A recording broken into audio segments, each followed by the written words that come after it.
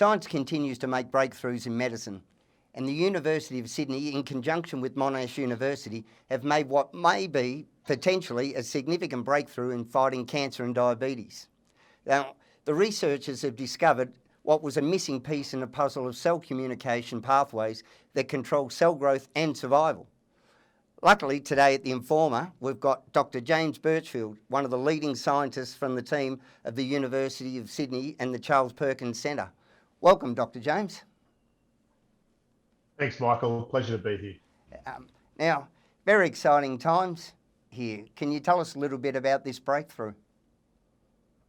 Absolutely. So, I think particularly, in light of the current lockdown that many of us are facing, we understand that communication with our partners and the people around us is essential.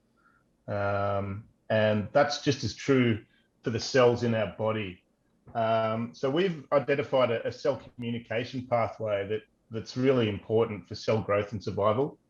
And these findings could help to develop treatments for diseases such as cancer and diabetes. So to expand on that a little bit, the cells in our body need to be able to communicate in order to respond to changes.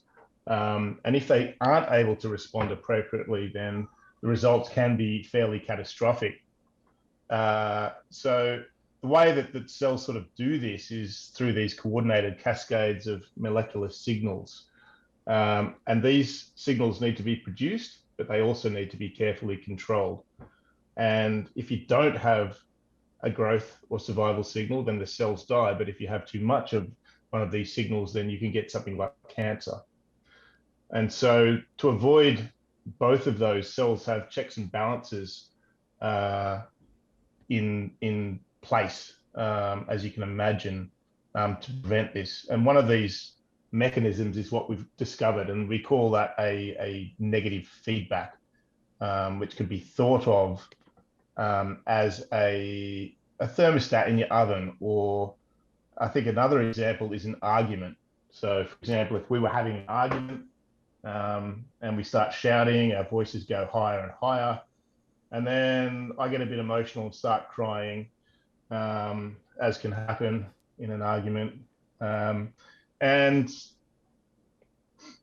that breaks the cycle, and we calm down and we resume at a sort of a normal conversational level. So that's sort of an example of a negative feedback, and that's what we've discovered in this growth factor pathway.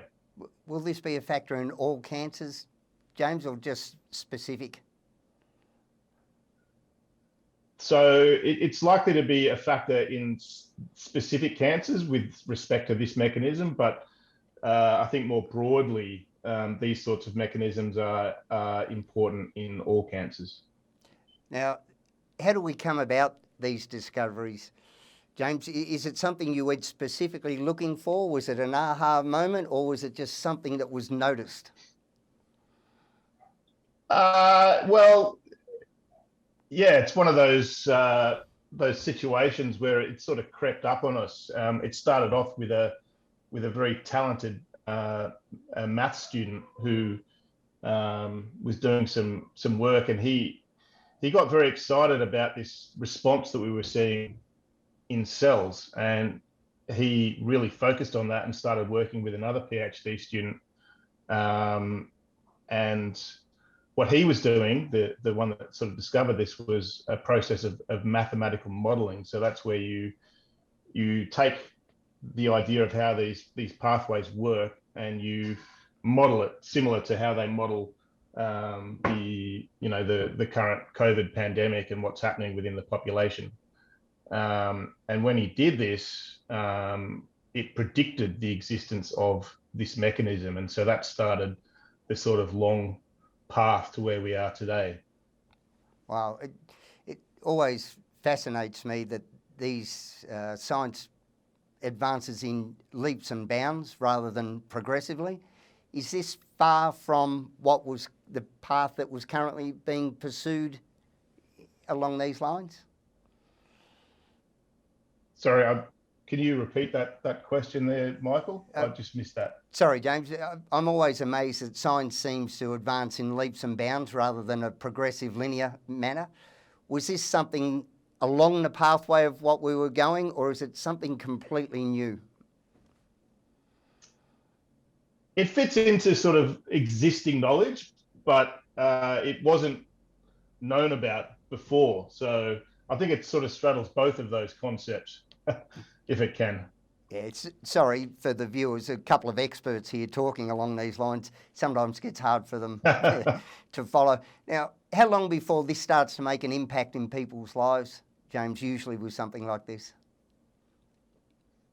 Well, I'm sure as many people are aware that the path from discovery and benchtop science to changes in the treatment of people can be 10 to 20 years, which is obviously something that everyone would like to improve. And I think with COVID, for example, we've seen how quickly things can be developed if there's the right motivation to do that.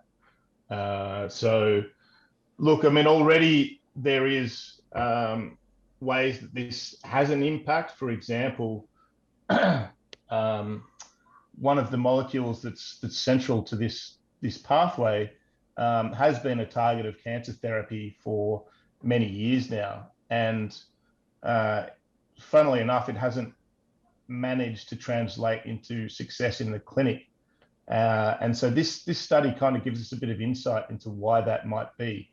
And so you could think about it as if we went, for example, back to the argument, and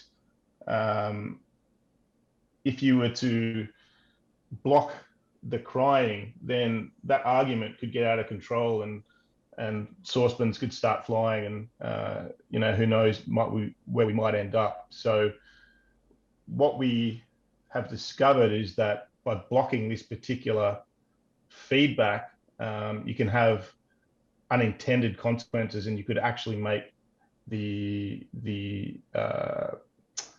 disease worse. So I think that's really powerful, and already will aid in just modifying the way that these therapies are utilised.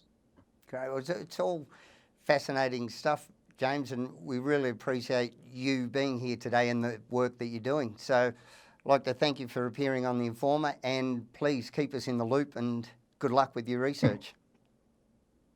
Absolute pleasure, Michael. Thanks so much, James.